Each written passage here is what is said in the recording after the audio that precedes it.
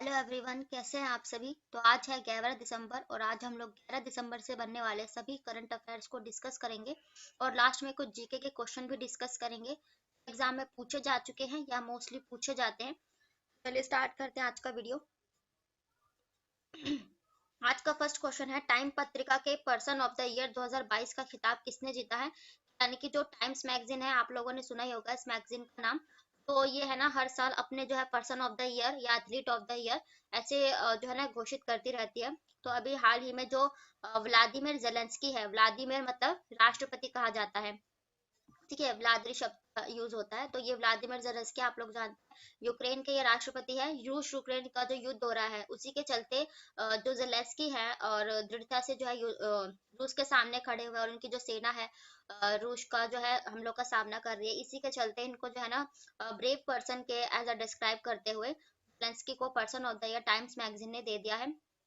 और ये यूरोप के यूक्रेन के प्रधानमंत्री राष्ट्रपति हैं व्लादिमीर जेलेंस्की। और यूक्रेन की राजधानी है कीव। और ये इनको जो है ना अभी हाल ही में जो ब्रिटेन है, ब्रिटेन की संसद ने भी युद्ध के समय में जो है इतना अच्छा काम करते हुए इन्होंने जो है ना चर्चिल अवार्ड से भी सम्मानित किया था ब्रिटेन की संसद ने, यानी कि यूनाइटेड किंगडम ने चर्चिल को, ठीक है। और अदर ऑप्शंस अगर डिस्कस करेंगे इस टाइम्स मैगजीन के अकॉर्डिंग ही, तो जो बाइडन इनको जो है ना 2020 का, जो बाइडन जो अमेरिका के राष्ट्रपति है और यहीं की जो भारतीय मूल की पहली जो उपराष्ट्रपति वाइस प्रेसिडेंट कमला हैरिसन है, इन लोगों को दोनों को ही जो है ना 2020 में पर्सन ऑफ द ईयर का अवार्ड दिया गया था। और उसके बाद 2021 का एलन मस्क जो दुनिया के सबसे अमीर व्यक्ति है, इनको जो है पर्सन ऑफ द ईयर दिया गया था 2021 में, ठीक है। और व्लादिमीर जेलेंस्की को अभी 2022 का मिल ही गया है। और ये सिमोन बाइल्स हैं, सिमोन बाइल्स ये ना एक एथलीट है, अमेरिका की ही है। तो इनको जो है एथलीट ऑफ द ईयर इसी टाइम्स मैगजीन के द्वारा इनको एथलीट ऑफ द ईयर का दिया गया था। ये 2021 का दिया गया था सिमोन बाइल्स को भी 2021। और उसके बाद एलन मस्क को पर्सन ऑफ द ईयर 2021। तो बाइडन को राष्ट्रपति का खिताब 2020 में दिया गया था। और यूक्रेन को अब हम आपसे डिस्कस कर लेते हैं ताकि कुछ जीके भी कवर हो जाए। तो यूरोप मैप में यहाँ पर कुछ है, ये यूक्रेन की लोकेशन, ठीक है। और यूक्रेन की राजधानी है कीव। और यूक्रेन में आप लोगों ने ये ब्लैक सी जो है काला सागर के बारे में बहुत चर्चा सुनी होगी, क्योंकि यहाँ पर जो एक स्नेक आइलैंड है उस पर भी जो है ना रशिया ने अपना कब्जा किया था। तो तब ये बहुत चर्चा में आया था काला सागर, ठीक है। और यहाँ से हम जो है ना, मैं आपको कुछ जल संधियां हैं वो डिस्कस करा देती हूँ जो एग्जाम में पूछी जाती है। यहाँ पर ये जो सी ऑफ अजोव यानी कि अजोव सागर ये देख रहे हो, तो जल संधि क्या होती है, जब दो जल के पार्ट मिलते हैं और दो भूमियां अलग होती है। यानी कि जो अजोव सागर का पानी है यहाँ से होते हुए जब इस काला सागर में आता है, यहाँ से ये यूक्रेन और यहाँ से जॉर्जिया अलग होते हैं, दो भूमि के पार्ट अलग हो गए। तो यहाँ पर कौन सी जल संधि बनती है, यहाँ पर कर्च, एक कर्च जल संधि यहाँ पर बन जाती है। फिर इसी अरब सागर का पानी यहाँ कुछ, यहाँ पर जो तुर्की की लोकेशन है यहीं पर एक मरमरा सागर है, आप लोगों ने सुना भी होगा। ये मरमरा सागर, जब काला सागर का पानी इस मरमरा सागर में आता है तो बुल्गारिया और तुर्की अलग होते हैं। फिर यहाँ पर कौन सी जो है जल संधि बनती है, तो यहाँ पर बोस्फोरस जल संधि बनती है। उसके बाद जो ये मरमरा सागर का पानी यहाँ पर एक यहीं पर जो है ना एजियान सी पड़ जाता है, मेडिटेरेनियन जो सागर है यहीं पर एक एजियान सी पड़ता है। तो जब मरमरा सागर का पानी इस एजियान सी में मिलता है तब यहाँ पर बनती है डार्नेलिस, डार्नेलिस जल संधि इसको कही जाती है, ठीक है। तो ये तीन जल संधियां थी और चार सागर हमने डिस्कस किए। पहला ये जो अजोव सागर है इसका पानी ब्लैक सागर में आया, यहाँ पर कर्च बनती है। इस ब्लैक सागर का पानी काला सागर का यहाँ मरमरा सागर में आया तो यहाँ पर बनती है बॉस्फोरस जल संधि। इस मरमरा सागर का पानी इस एजियान सागर में आता है तब जो है ये डार्निलिस जल संधि बनती है। ये कुछ जल संधियां थी जो एग्जाम का पार्ट बनती है।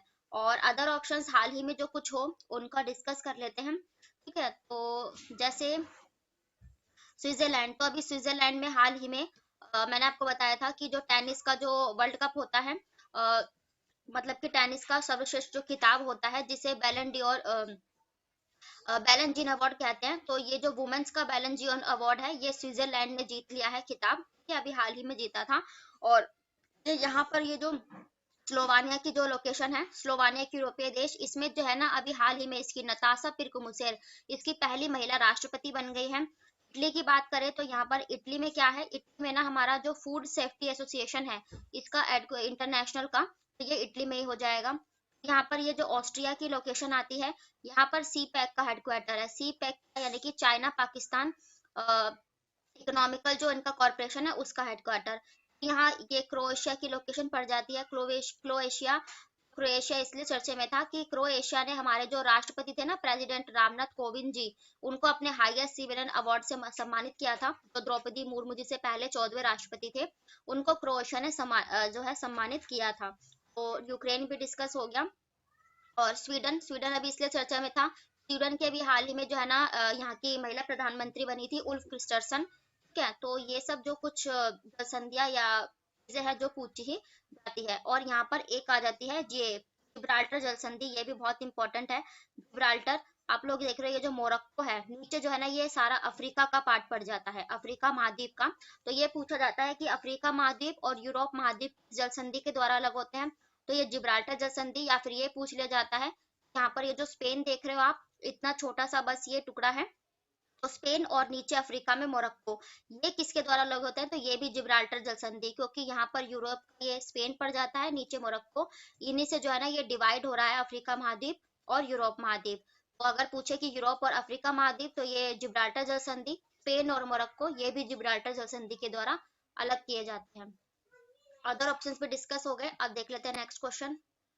नेक्स्ट क्वेश्चन है, हाल ही में भारत का पहला गोल्ड एटीएम किस शहर में स्थापित किया गया है। तो पहला जो गोल्ड एटीएम है वो लगाया गया है हैदराबाद, तेलंगाना की राजधानी जो हैदराबाद है वहीं पर भारत का पहला गोल्ड एटीएम लगाया गया है। अब ये गोल्ड एटीएम इसलिए है क्योंकि इसमें पैसे सोने के नहीं, बल्कि जो लोग सोना खरीदना चाहते हैं, जैसे कि कुछ लोग सोने के सिक्के वगैरह खरीदते हैं, 5 किलो तक की लिमिट का सोना, कितनी लिमिट, 5 किलो तक की लिमिट का सोना जो है अपना जो है क्रेडिट कार्ड या डेबिट कार्ड जो है ना इसमें पुश करेंगे ये एटीएम मशीन में, और सोने के सिक्के इसमें जो है बाहर निकलेंगे। आपको जितने वजन के अकॉर्डिंग आपको डालना है तो वो सब फैसिलिटी इसमें होगी। तो बस ये जो है ना सिक्कों के जरिए इसमें से जो है गोल्ड आप निकाल सकते हो। हैदराबाद जो तेलंगाना की राजधानी है वहीं पर ये गोल्ड एटीएम लगाया गया है। तेलंगाना के जो इम्पोर्टेंट फैक्ट हम डिस्कस कर लेते हैं। जैसे ये जो हैदराबाद तेलंगाना है ये 2 जून को अपना स्थापना दिवस मनाता है, क्योंकि इसकी स्थापना 2 जून 2014 को की गई थी। ठीक है, और हैदराबाद में आपने मोस्ट इम्पोर्टेंट चार मीनार सुनी होगी, ये भी इसकी जो है ना इम्पोर्टेंट चार मीनार हो जाती है। ठीक है, और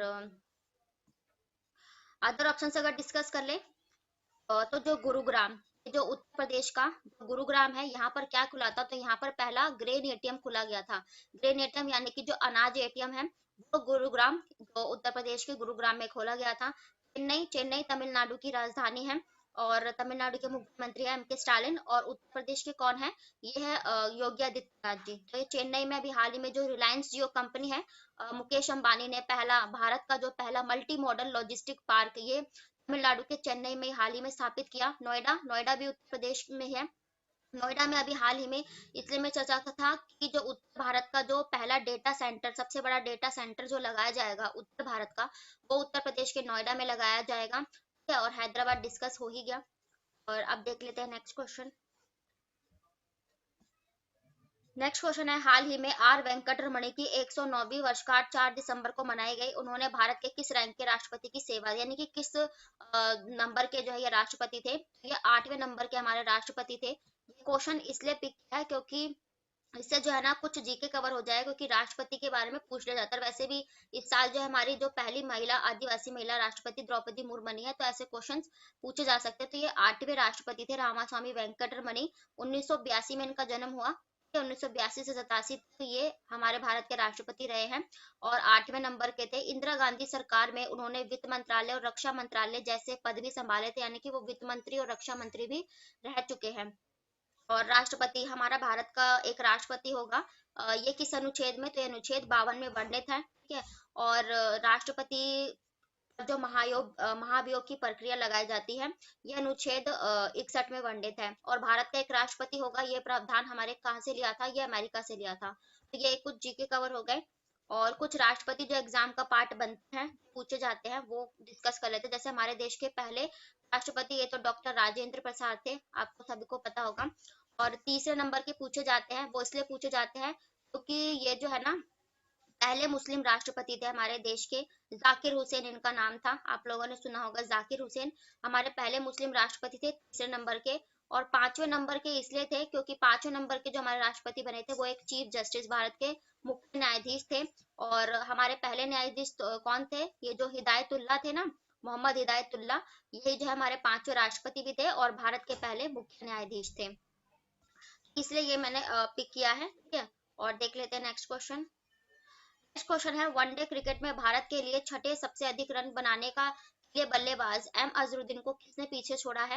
यानी कि एम अजरुद्दीन, मोहम्मद अजरुद्दीन जो एक पूर्व क्रिकेटर रह चुके हैं, उनका रिकॉर्ड अभी हाल ही में विराट कोहली ने तोड़ दिया है रन बनाने के क्षेत्र में। यह है अजरुद्दीन, वो एक पूर्व क्रिकेटर है और इनके ऊपर एक अजहर नाम की मूवी भी बनी थी, आपको याद आया होगा। तो ये वही क्रिकेटर है, इनका रिकॉर्ड अभी हाल ही में विराट कोहली ने तोड़ दिया है। विराट कोहली की बात करें तो विराट कोहली जो है ना अभी हाल ही में पूरे एशिया में सबसे ज्यादा जो इंस्टाग्राम और ट्विटर पर फैन फॉलोइंग है वो 500 मिलियन फॉलोअर्स के साथ ये विराट कोहली थे। विराट कोहली को अभी हाल ही में जो पुमा है उसका जो है ब्रांड एम्बेसडर, और अभी जो ऑस्ट्रेलिया में T20 मेंस वर्ल्ड कप संपन्न हुए हैं उसमें भी इन्होंने हैट्रिक दर्ज की थी, जिसके चलते अक्टूबर में जो ICC month of the player का अवार्ड ये विराट कोहली को ही प्रोवाइड कराया गया था इसी T20 में, ठीक है।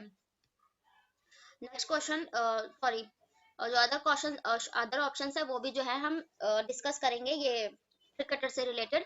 तो जो सूर्य कुमार यादव है, सूर्य कुमार यादव अभी हाल ही में एक वर्ष के कैलेंडर में 1000 रन बनाने वाले यानी कि सबसे अधिक रन बनाने वाले जो क्रिकेटर बने ये सूर्य कुमार यादव बने थे यहाँ पर। तो ये इसी T20 वर्ल्ड कप में भी इन्होंने यही खिताब जीता।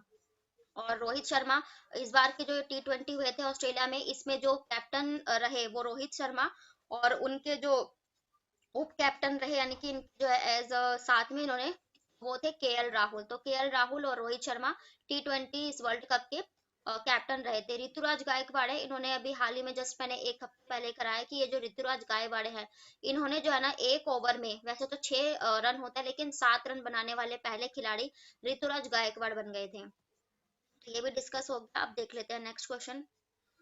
नेक्स्ट क्वेश्चन है, हाल ही में ऑक्सफोर्ड डिक्शनरी द्वारा किस शब्द को शब्द के रूप में 2022 के रूप में चुना गया। ये ग्लोबिन मोड, ठीक है, ग्लोबिन वर्ड को जो है इन्होंने ऑक्सफोर्ड ने वर्ड ऑफ द 2022।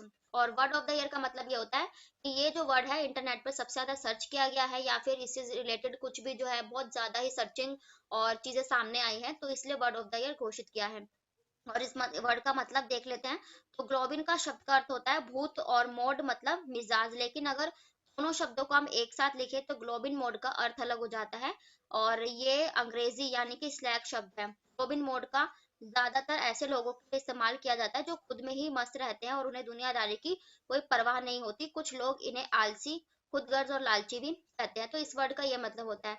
पॉलीग्लोबिन का मतलब भूत और मोड का मतलब तो मिजाज होता है, लेकिन इनका संयुक्त रूप से एक अलग अर्थ है। ऐसे व्यक्तियों के लिए डिनोट किया जाता है जो खुद मिजाजी होते हैं, खुद की दुनिया में रहते हैं, उन लोगों के लिए, ठीक है। तो अदर ऑप्शन डिस्कस करेंगे डिक्शनरी से रिलेटेड। तो अभी जो परमा, सबसे पहले परमा क्राइसिस वर्ड आया था 2022 का जो है ना कॉलिंस डिक्शनरी के अनुसार, ये तो ऑक्सफोर्ड के अनुसार है, कॉलिंस डिक्शनरी के अनुसार वर्ड 2022 परमा क्राइसिस था। और उसके बाद होमर, तो होमर वर्ड ये 2022 का ये कैम्ब्रिज जो डिक्शनरी थी ना, कैम्ब्रिज, ये होमर डिक्शनरी के अकॉर्डिंग होमर वर्ड था।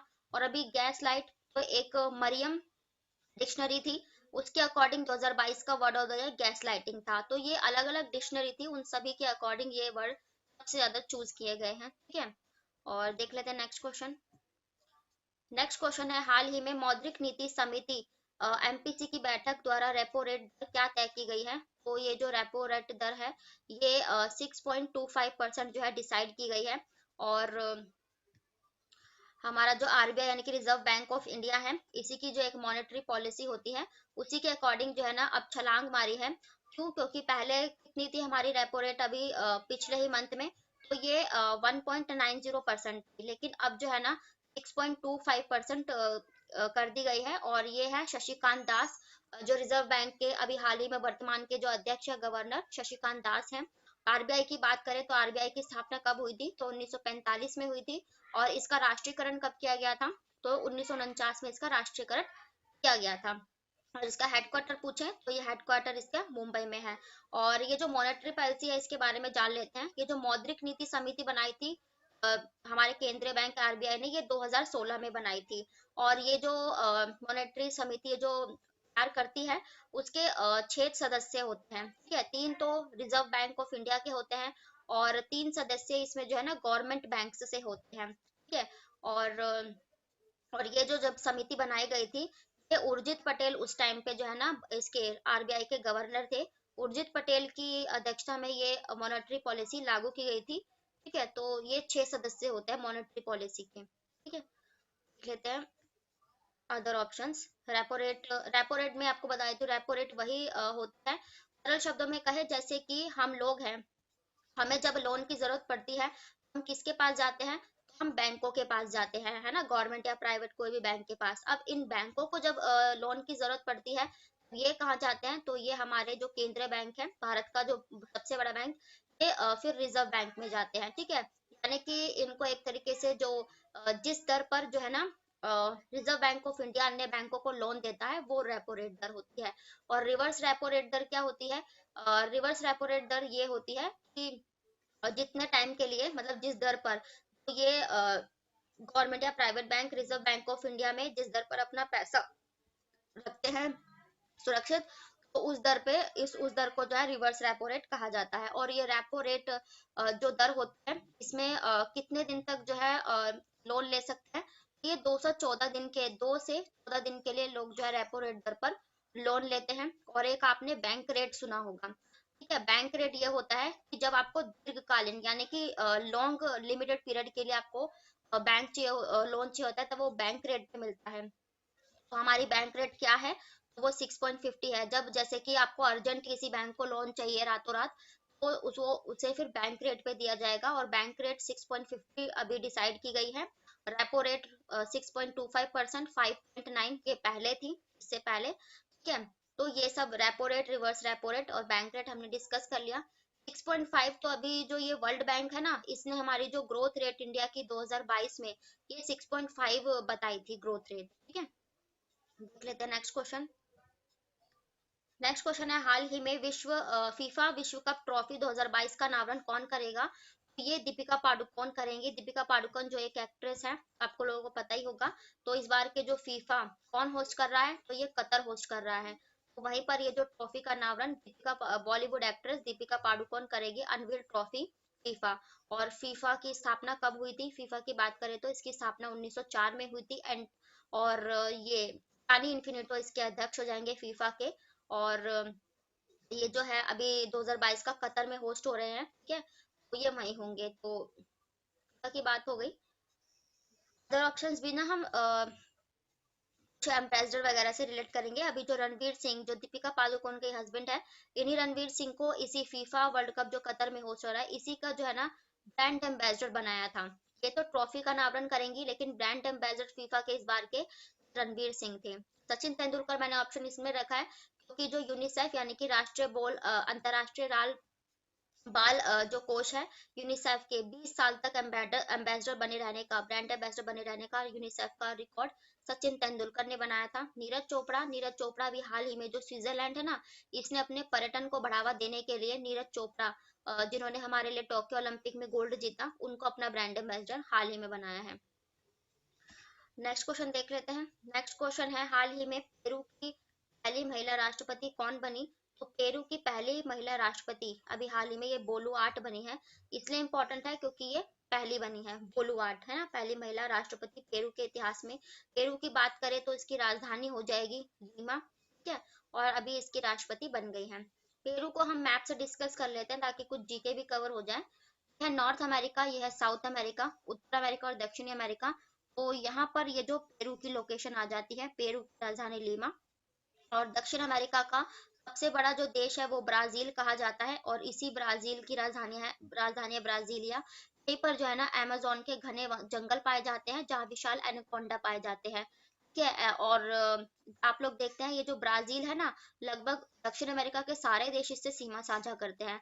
लेकिन एग्जाम में पूछा जाता है कौन देश सीमा साझा नहीं करते, तो ब्राजील से ना एक यहाँ पर ये जो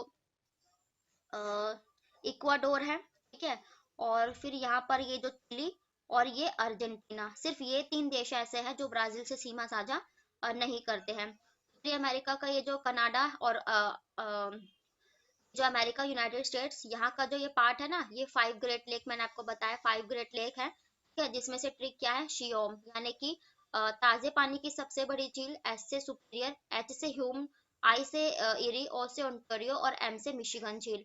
तो ये मिशिगन झील ये पूरी तरह से ये पार्ट पड़ जाता है मिशिगन झील, और ये अमेरिका में है, लेकिन इन दोनों की सीमा पर ही पड़ जाती है। मैक्सिको मैक्सिको जो है ना उत्तरी अमेरिका का पहली लैटिन देश है, ठीक है। और उसके बाद मैंने बताया हुआ है कि यहाँ से जो लेब्राडोर स्ट्रीम जलधारा आती है, नीचे से गल्फ स्ट्रीम जलधारा आती है, और ये यहाँ पर ना कैरिबियाई क्षेत्र पड़ता है, यहाँ पर ये जो कैरिबियन सागर पड़ता है ना यहाँ, ये सारा क्षेत्र कैरिबियाई क्षेत्र पर कहलाता है, इसलिए तो ये जलधारा इस क्षेत्र में इस समुद्र में जहां आकर मिलती है, वो जो फिश उत्पादन के लिए वो क्षेत्र सबसे अच्छा माना जाता है, मत्स्य उत्पादन के लिए, ठीक है। और यहाँ जो वेनेजुएला की लोकेशन आप देख रहे हो ना, वेनेजुएला पूछा जाता है एग्जाम में, विशालतम तेल के भंडार कहाँ पाया जाता है, तो ये वेनेजुएला में पूरे वर्ल्ड में सबसे ज्यादा तेल के भंडार पाए जाते हैं। और अदर ऑप्शंस डिस्कस करेंगे। महाराष्ट्रपति जो राष्ट्रपति या महिला कुछ बनी हो, सना मारिन, सना मारिन ये जो है ना जो फिनलैंड है, ठीक है, फिनलैंड यूरोपीय देश है, उसकी जो पहली महिला प्रधानमंत्री बनी थी सना मारिन। नताशा पिरकुमुसेर मैंने आपको बताया, स्लोवानिया जो अभी एक यूरोपीय कंट्री है, उसकी पहली महिला ये राष्ट्रपति बनी है स्लोवानिया की। और एलिजाबेथ बोर्न ना फ्रांस की पहली जो है ना अभी हाल ही में महिला प्रधानमंत्री एलिजाबेथ बॉर्न फ्रांस की बनी है। तो ये भी डिस्कस हो गया। आप देख लेते हैं नेक्स्ट क्वेश्चन। नेक्स्ट क्वेश्चन है अंतरराष्ट्रीय भ्रष्टाचार दिवस विरोधी दिवस यानी कि एंटी करप्शन डे कब मनाया जाता है, तो ये 9 दिसंबर को भी सेलिब्रेट किया गया है, और करप्शन के खिलाफ जो है जागरूक करने के लिए लोगों को, ठीक है, तो ये एंटी करप्शन डे 9 दिसंबर 2022 को मनाया जाता है। एंटी करप्शन वही जो घूस वगैरह लेते हैं लोग, उसी के अकॉर्डिंग। अदर ऑप्शंस भी डे से रिलेट करके ही पढ़ेंगे। तो 4 दिसंबर को क्या मनाया गया, 4 दिसंबर को अभी हाल ही में हमारी जो नेवी है ना, इंडियन नेवी डे, जो भारतीय नौसेना दिवस 4 दिसंबर को मनाया गया। 5 दिसंबर को हमने जो है ना राष्ट्रीय या अंतरराष्ट्रीय सोइल दिवस यानी कि मृदा दिवस बनाया, मिट्टी के उपयोग को जानकारी देने के लिए सोइल डे बनाया गया। 6 दिसंबर को हमने क्या मनाया, 6 दिसंबर को एक तो भारत इंडिया और बांग्लादेश के बीच जो है ना एक मैत्री दिवस सेलिब्रेट किया गया। दूसरा मोस्ट इम्पोर्टेंट 66वीं जयंती, ये किसकी मनाई थी हमने अभी हाल ही में, ये डॉक्टर भीमराव अंबेडकर की जयंती 66वीं 6 दिसंबर को मनाई गई थी, ठीक है। तो देख लेते हैं नेक्स्ट क्वेश्चन। नेक्स्ट क्वेश्चन है हाल ही में कौन सा देश कोप 15 की जो है मेजबानी करेगा। देखो कंफ्यूज नहीं होना, कोप कॉन्फ्रेंस ऑन पार्टीज एक होता है, कोप 27 ये कहाँ हुआ, इजिप्ट में। ये अलग अलग मीनिंग है, इस कोप का मतलब ये है कि कन्वेंशन ऑफ बायोलॉजिकल डाइवर्सिटी, है ना, प्रोटेक्शन, तो यानी कि जैव विविधता का सम्मेलन था ये, ठीक है। तो ये हुआ कनाडा में होस्ट किया गया ये। कनाडा मैंने आपको लोकेशन दिखाई ही थी, उत्तरी अमेरिका का देश है। तो ये United nation convention biological diversity यानी कि जैव विविधता पर ये कॉप 15 ये सम्मेलन हुआ, मॉन्ट्रियल कनाडा में हुआ। कनाडा से कुछ करंट के अफेयर्स हम डिस्कस करेंगे जो हाल ही में हुए। देखो कनाडा की राजधानी है ओटावा, और Justin Trudeau sorry Justin Trudeau यहाँ के प्रधानमंत्री हो जाएंगे। और हर सिगरेट पे चेतावनी, सिंगल सिगरेट पे जो है ना चेतावनी लिखने वाला पहला ये जो राज्य बना था, ये देश बना था, ये कनाडा बना था। कनाडा ने अभी हाल ही में हैंड गन नियम अधिकारित किया था, और प्लांट बेस्ड वैक्सीन बनाने वाला पहला देश कनाडा ही था। और कनाडा में ही जो है ना पहली बार जो गीता पार्क एक भारत का बनाया गया, गीता पार्क ये कनाडा में ही बनाया गया। और ए आर रहमान भारत के जो बहुत फेमस सिंगर है, उनके नाम पर एक सड़क बनाई गई, ये कनाडा में ही बनाई गई भारत के बाहर। तो ये थे इसके कुछ करंट के डिस्कस। और अब हम डिस्कस करेंगे ये कॉप जो बैठके है उनसे रिलेटेड, जैसे अभी कॉप 27 यानी कि कॉन्फ्रेंस ऑन पार्टीज का ये जो एनवायरमेंट को लेकर जो चर्चा हुई ना, एनवायरमेंट, तो कॉप 27 इजिप्ट यानी कि मिस्र अफ्रीका देश में हुई थी। पनामा में क्या हुआ, तो पनामा में कॉप 19 का सम्मेलन हुआ। कॉप 19 ये क्या था? तो ये जो वन्य जीव अभिवर्य वन्य जीवों को संरक्षण से रिलेटेड, यानी कि जो लुप्त प्रजातियां हैं, ये उनका सम्मेलन था कॉप 19। ये पनामा यानी कि जो एक मध्य अमेरिका का देश है ना, तो वहां हुआ था। इंडोनेशिया की ये जो राजधानी है जकार्ता, और जोको विडोडो यहाँ के प्रधानमंत्री हैं। तो इंडोनेशिया में भी हाल ही में सबसे मोस्ट इम्पोर्टेंट तो G20 के सम्मेलन हुआ है, यानी कि G20 की जो बैठक हुई है, जिसका भारत के एक सदस्य है, वो इंडोनेशिया के बाली में हाल ही में आयोजित की गई थी। ठीक है, तो ये आज के आपके डेली के करंट अफेयर्स, और अब हम डिस्कस करेंगे 10 इंपॉर्टेंट जीके के प्रश्नों को। ये भी सभी कॉम्पिटिटिव एग्जाम्स के लिए, जितने भी आप एग्जाम देते हैं, SSC, railway, banking, NTPC, one day exam, उन सभी के लिए इम्पोर्टेंट है। तो फर्स्ट क्वेश्चन है, पहली बौद्ध परिषद कहाँ आयोजित की गई थी, या फिर पूछ लेते हैं पहली बौद्ध संगति जिसे कहते हैं, तो ये राजगृह में आयोजित की गई थी। और राजगृह में, सॉरी, ये किसने आयोजित की थी? तो ये पहली बौद्ध संगति थी राजगृह में, जो शायद, चलो ये ना मुंह पर नहीं आ रहा, तो चलो सेकंड वाली देख रहे, तो सेकंड जो है ना वैशाली में आयोजित की गई थी। सेकंड बौद्ध संमति ये वैशाली में आयोजित की गई थी, और ये किसके द्वारा की गई थी? तो ये अजात शत्रु के द्वारा आयोजित की गई थी। ठीक है, पाटलिपुत्र में जो है ना तीसरी आयोजित की गई थी, और ये अशोक द्वारा आयोजित की गई थी। फिर उसके बाद कश्मीर में चौथी बौद्ध संगति, टोटल 4 हुई थी ना, तो चौथी बौद्ध जो है कश्मीर के कुंडल वन में की गई थी, और ये जो काला अशोक ना, काल अशोक द्वारा ये की गई थी। ठीक है, पहली राजगृह में, दूसरी वैशाली, तीसरी पाटलिपुत्र, चौथी कश्मीर के कुंडल वन में आयोजित की गई थी बौद्ध संगति।